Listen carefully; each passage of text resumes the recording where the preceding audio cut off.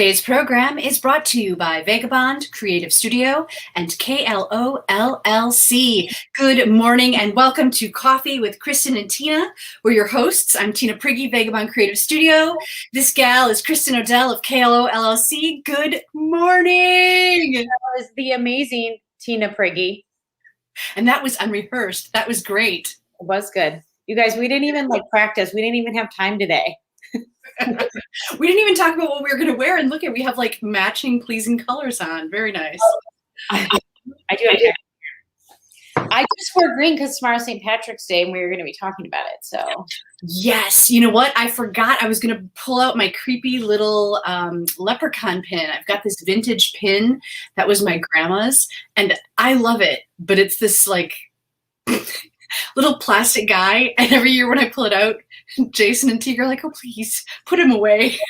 I think you need to at least show us next week. I need to find him. Okay, I will. You need to find the creepy little pin and bring it to the show next week. It's kind of like Elf on a Shelf, but he just has this look like he knows what you're doing or something. Yeah. Or he's like watching, like when if you wear the pin, then Jason and Teague, like they're being watched all day by the pin. It would be the perfect pin to have like a spy cam or something. I will track it down. I only put it one time. I feel like you should bring it out just to like torture them just a little bit. Because St. Patrick's Day is tomorrow. This is my one chance in the year. That's right. The day that it is like officially fine to bring the leprechaun out. But okay, so we're talking St. Patrick's Day. We've been feeling like spring. My question is, what is this? I feel like you've got a bit more than what is this morning? Yes, I took it right outside the door this morning. And then I cried and then I uploaded it to the show. I know. I mean, let's be honest, guys. We've been talking about this. We got teased. We had some 50s and we're like, woohoo, goodbye winter. Here's the reality, folks. We are going to have some more winter. Mother Nature is not done with us yet. And I put my boots away though, Kristen. Oh no, you need to bring them back out. And your window scraper for your car. I know a couple people at the gym this morning, they were like, I did not build crappy road time into my, wake up routine because, it gets shorter when you don't have to account for those things. The window of time you need to get, especially early in the morning, gets smaller. I did not count for crappy roads today, but this is like the second winter or the third winter. And I think we talked about this, but Doug's birthday is in April and we have had blizzards on his birthday. So you just stop right there, Kristen. No blizzards in April. Come on. Yeah, we need to set our expectations appropriately, that there's a very good chance that we may have more than just this little dusting we got. I guess what's nice about it though too is there's not a polar vortex associated with it. I stood outside and it was relatively pleasant as far as like a winter day goes. It is perfect snowman building weather. The snow is super packy and like wet, so get out there, have a snowball fight. Yes, definitely. It, folks. Jenny, you're right. Okay. Maybe it's the leprechauns that have done this. They've brought this in. So Nora has been building. There is a bit of a tradition. I am Irish. My maiden name is O'Connor. So we have a tradition in my family that you build leprechaun traps. What? Nora has been working on her leprechaun trap. She clearly used an epic amount of Scotch tape. So this is the ladder. And it says free stuff. Oh, free slide. Maybe it says free slide. And when you look inside, there's the slide. And then he falls into the vortex hole of you're never getting out of the free slide. And then what happens? Does that count as capturing a leprechaun where then you get his gold? Yeah, you can get his gold, or maybe there will be a treat or a trinket left behind because leprechauns are mischievous, that it's really hard to catch them. So like I can remember getting, do you know those like, I'm going to go over here, snowballs that have coconut on them. They were like a little Debbie snack. Oh, sure. I can remember finding a pack of the green ones for St. Patrick's Day in my trap when I got up in the morning. So Josie is working on hers. Josie has Lucky Charms in the bottom of her trap. So I love it, Kristin. That is such a clever idea. I've never heard of that before. I feel like I've missed out because that is so fun. you can build one, you can try. And what's the tradition? Do you build a new one every year? Is it like a one-time? Yes. Nope. And they're always different. Like we tried ice cream pails and boxes and different things growing up, like the ice cream pail. This is the ice cream pail with like a stick holding it open and then things inside to like lure them in. And yeah. So And so the only sign that there's been a leprechaun is something has been left behind. perhaps, or the trap might be set, but we never caught the mischievous leprechaun. Aw. Raisa says, good luck. That's so cute. So Oh, I love it. So are you building one yourself? I am not. I'm financially and engineering supporting the children in their activities. What do the toothpicks on the side do? Does that have a significance? No, it is holding the layer in between. Clearly she could be an engineer. I'm not doing a good job of camera angles, but do you see how the toothpick is holding the inner layer so that the spare down there is available for her trapping? She needed the support. Brilliant. Brilliant. And is there a note under that rainbow, or is that just the rainbow lure? I think it's just, look, ta-da, like a flip book. I don't know. So that's so clever. Well, next week we definitely have to hear what happened with those traps. There you go. Definitely fall into a trap for a little Debbie Snowball. Maybe a nice little leprechaun will leave one on your porch for you. And I'm assuming you don't have to be Irish to take part in this tradition. No, I mean, it's super fun, but no, you don't have to. I would welcome anybody to join in and join the festivities. I love it. I was talking to my dad last night, and I'm an 8th Irish, and he said that's because both of my great grandpas had the good sense to marry Irish ladies. Very nice. Hey, Doug, did you hear that? It's a good sense to marry an Irish lady. Yes. And so, Kristin, you sent me this great shot where you've got all of the spring and like Easter decorations happening, and then we've got this, half foot of snow. Right.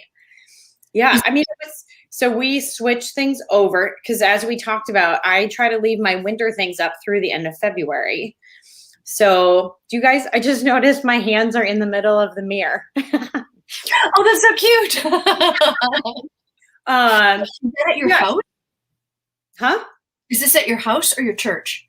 No, that's my house. Oh, cool. Beautiful. I love that you think that was at a church. Well, the flowers are so beautiful, and the stonework around the mantle, that's beautiful.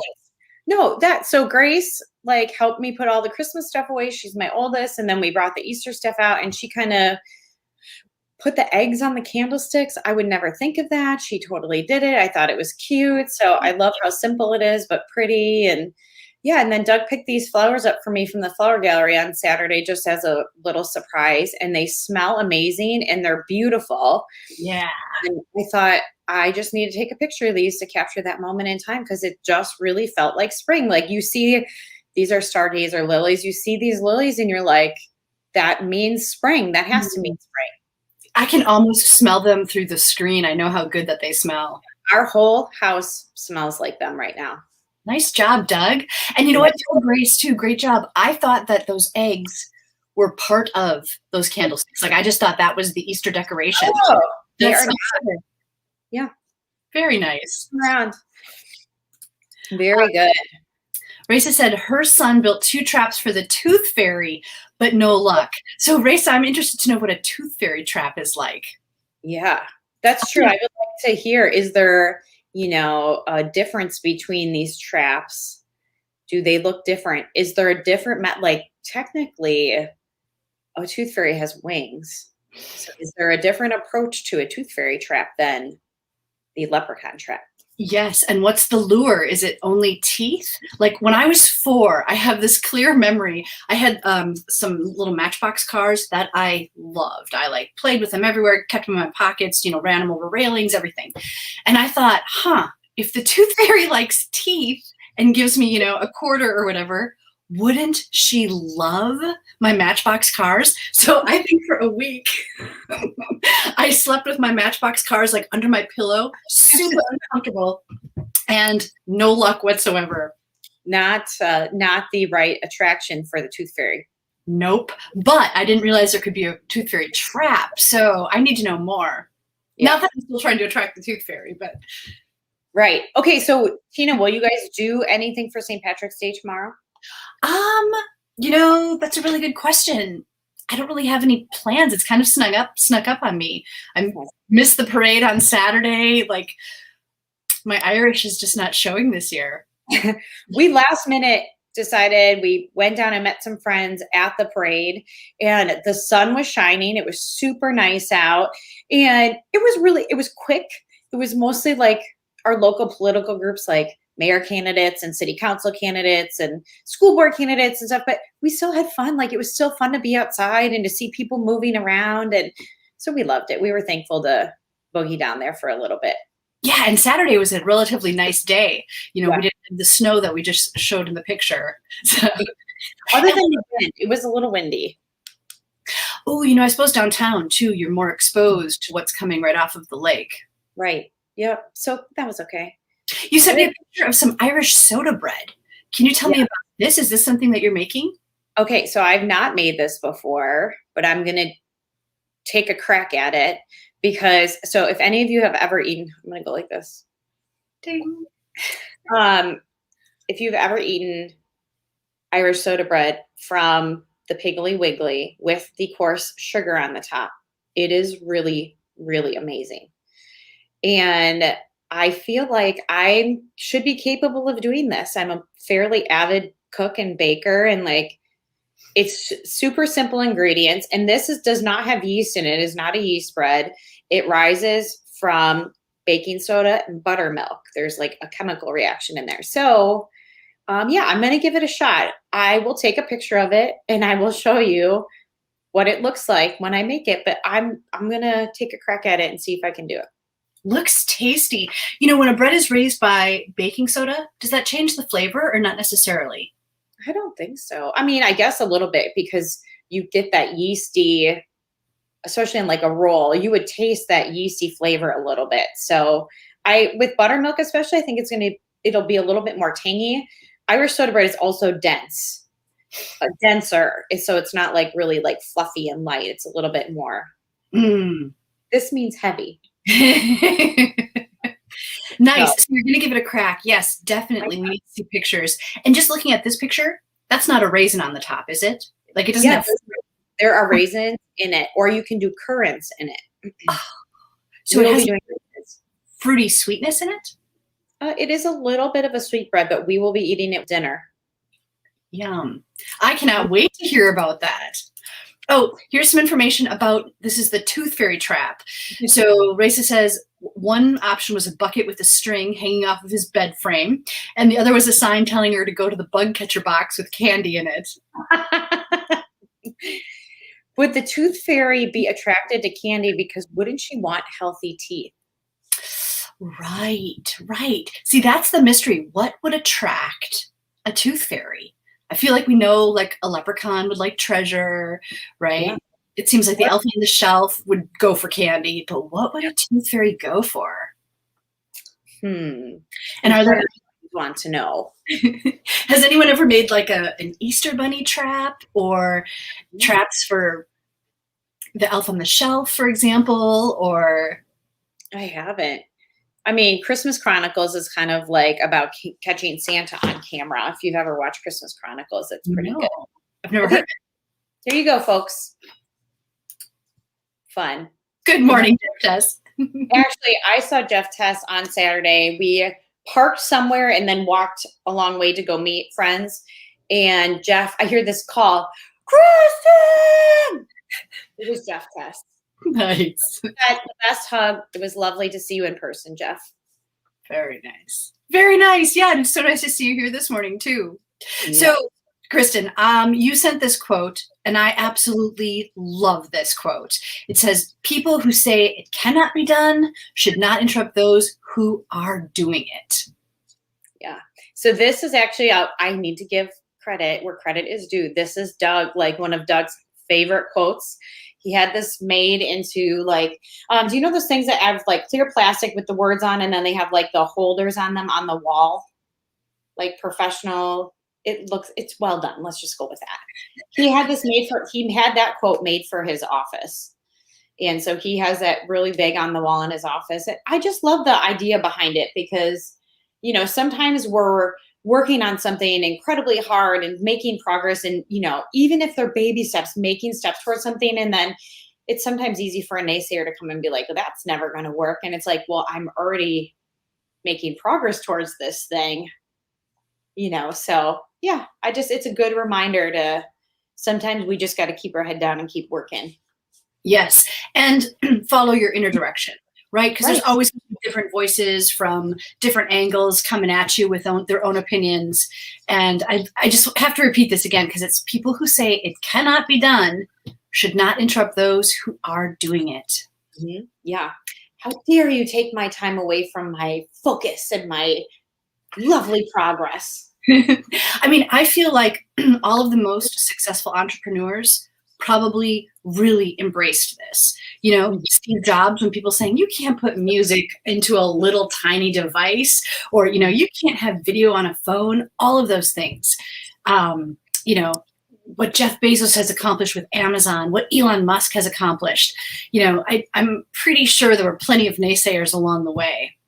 Right. And I think, part of getting to be a successful entrepreneur, even just a successful professional in whatever job you're in, even if it's, I lost my train of thought. Even if you're in a trade and you're learning a trade, like it takes an incredible amount of work and effort to get to that point where you can be wildly successful at it or really talented at it. And so you may have a calling to do that thing, and you shouldn't stop doing that calling because somebody else doesn't think that it can be done. Right. Even if you take it back to the whole trap discussion that we were having, right? I'm sure there are plenty of people that would say, don't build a trap. It's not going to catch anything. That's not going to work. But I still think the process of going through that is far more valuable than just, caving to that negativity. Right. That's right. Let me think of this quote. Doug just had another, he shared this with me the other day. I will figure out who this is from, but basically they said like failure is what gives you experience, or difficulty, challenges is what gives you experience. I know I don't have it right, but we'll get it. Where it's like, because things didn't go right along the way, or you had to work extra hard to get something accomplished, that is where that experience comes from. So the next time you go do the next thing, you get to carry that forward. Now, I challenged him and I said, well, what if you work really hard and do a lot of preparation and things go really well?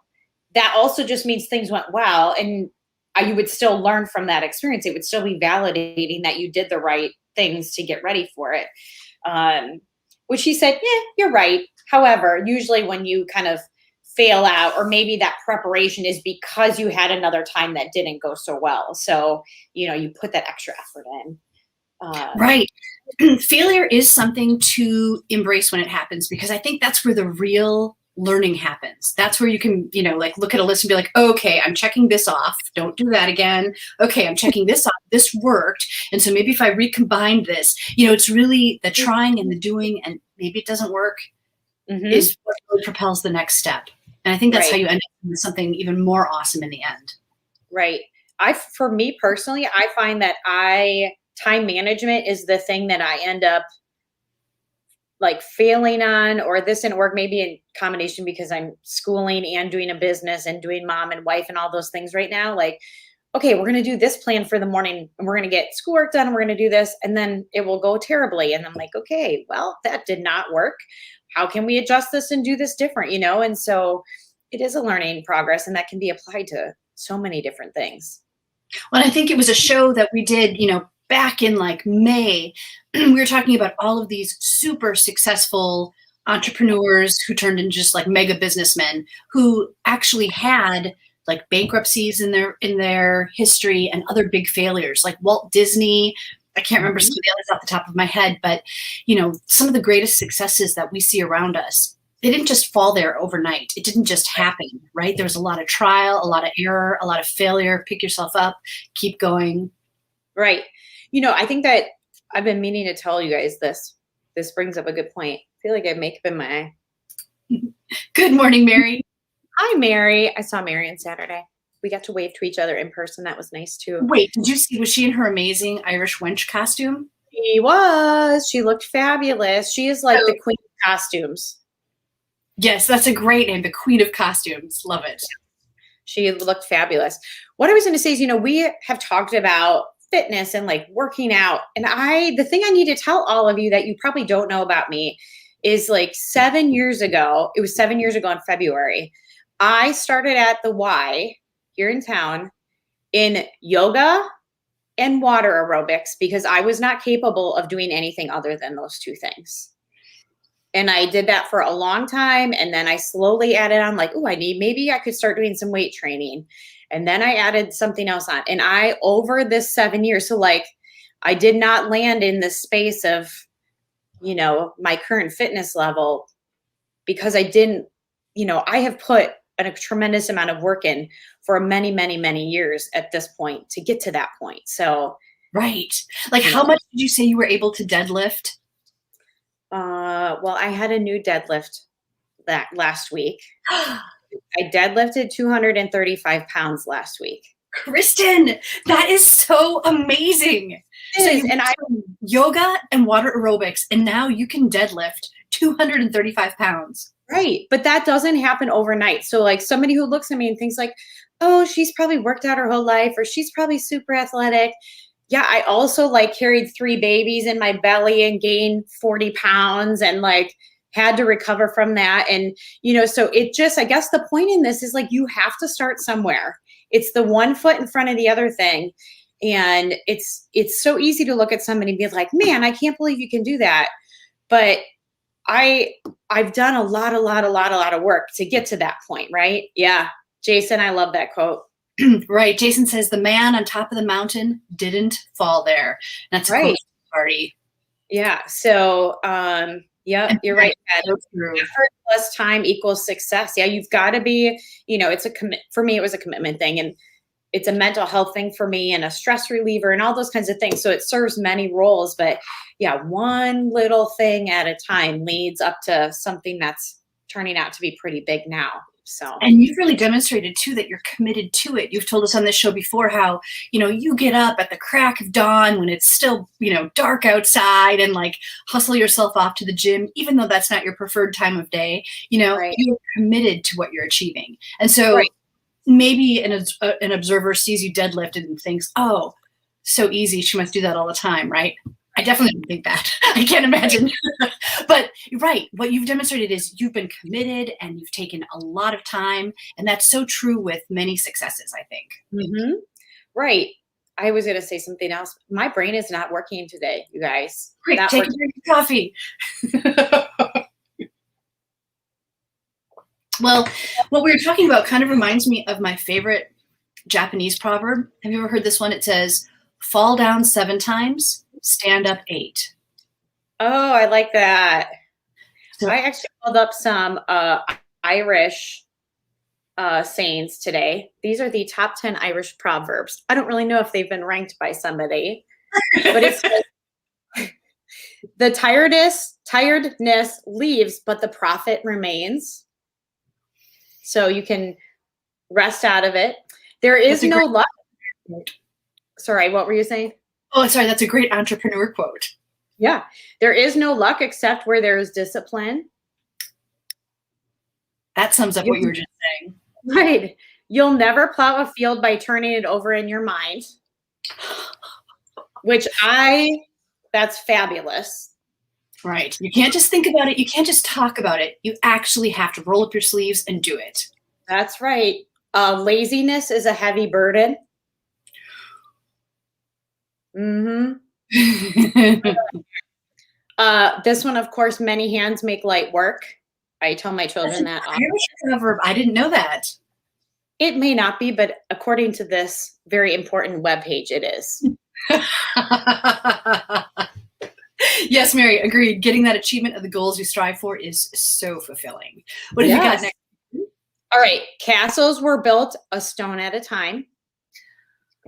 By the way, did you guys know Ireland has the most castles in the world? No. They have the most candles. What is happening? The person of the greatest talk is the person of the least work. That one could hurt a little bit sometimes. The work praises the man.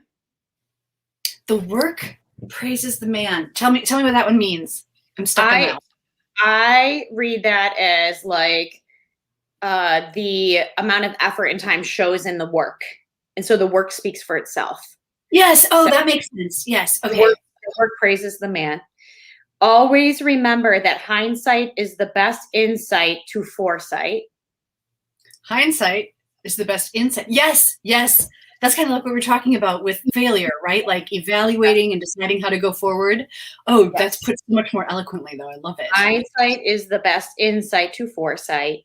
And last, but definitely not least, be kind to those you meet as you rise. You may pass them again as you fall. Oh, that one says so much, right?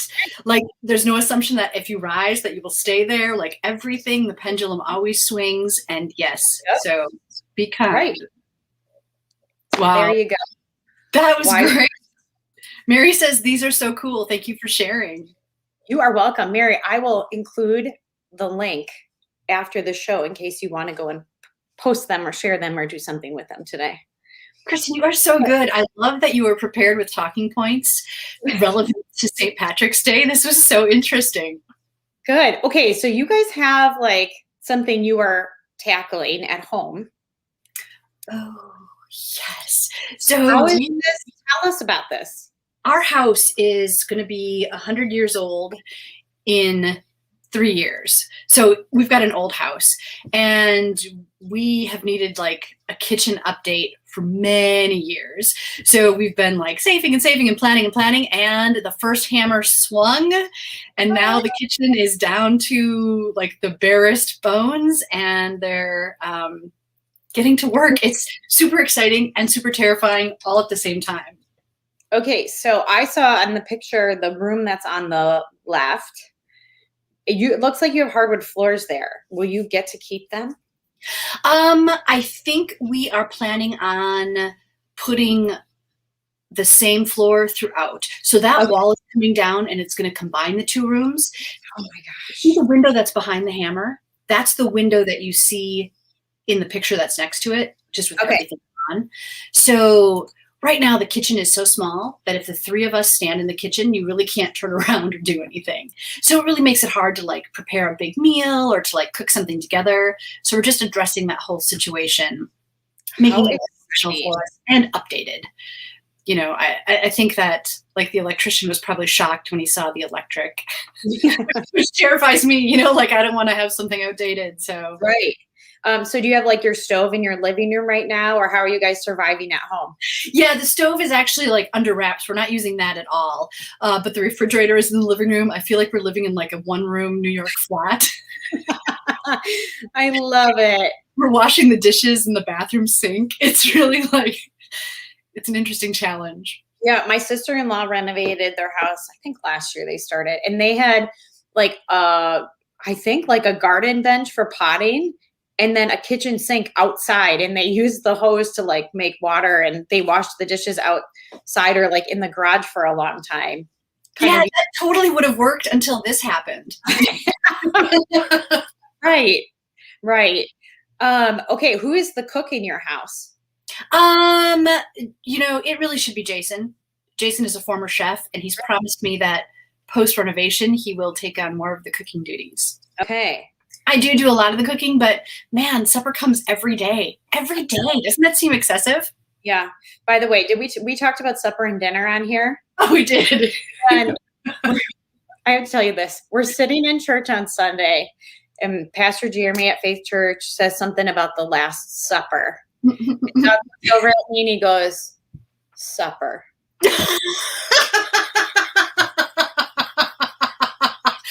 That is awesome. So we are in church, like, kind of chuckling to ourselves about that. He was like, see, it was supposed to be supper all along. It's closed. I can't believe we didn't think of that when we were actually talking about it. Right? I know. It has never come up in any other conversation, but he was like, supper. That's too funny. Leave it to Doug. Tell him thank you for that. That is fantastic. And on that note, I think we should wrap it up. This has been awesome. Kristin, thank you for all of the interesting St. Patrick's Day nuggets that you've shared.